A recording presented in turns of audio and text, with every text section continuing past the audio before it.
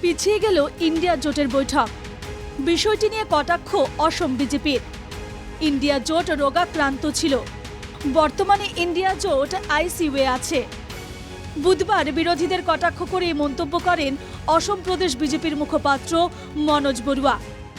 পূৰ্বতে India alliance ৰোগাক্ৰান্ত আছিল আৰু আজিৰ সময়ত বিশেষকৈ এই 5 ৰাজ্যৰ নিৰ্বাচনী ফলাফলৰ পৰৱৰ্তী পৰ্যায়ত এই ইণ্ডিয়া এলায়েন্স আইসিইউত আছে।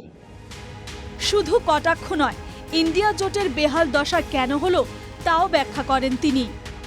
এই ইণ্ডিয়া এলায়েন্স যিসমূহ ৰাজনৈতিক দলৰ নেতৃত্বত গঠন হৈছিলে বা যিখিনি ৰাজনৈতিক দলৰ অংশীদাৰিত্ব আছিলে, প্ৰতিটো ৰাজনৈতিক দলৰে নীতিগতভাৱে কংগ্ৰেছৰ প্ৰতি এটা বিৰোধ আছিলে আৰু সেই প্ৰেক্ষাপটতে বিশেষভাৱে আঞ্চলিক যিসমূহ ৰাজনৈতিক দল, সেই আঞ্চলিক ৰাজনৈতিক দলসমূহ জন্ম হৈছিল।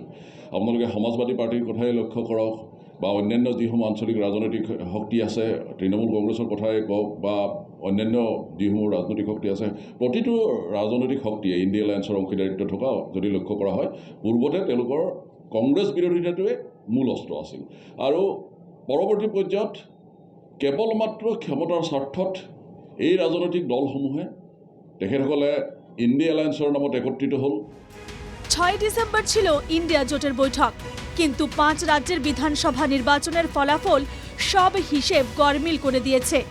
এআইইউডিএফ এর মতে বিজেপির নির্বাচনী ইঞ্জিনিয়ারিং এর কাছে পরাজিত হয়েছে কংগ্রেস। বিধায়ক আমিনুল ইসলাম জানান, এই হারের প্রভাব পড়েছে ইন্ডিয়া জোটে।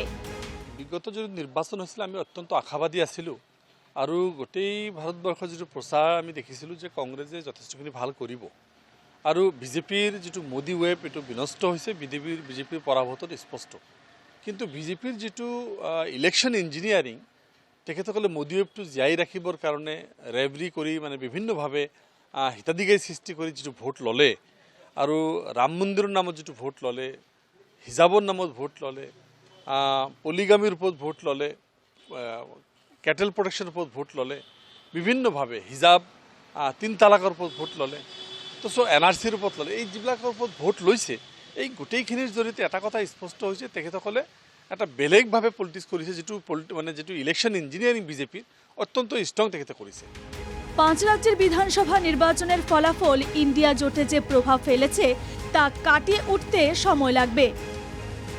কিন্তু এআইইউডিএফ বিধায়ক সব বিরোধী দলকে ঐক্যবদ্ধ হওয়ার আহ্বান জানিয়েছেন। Bureau report, NKTV Bangla.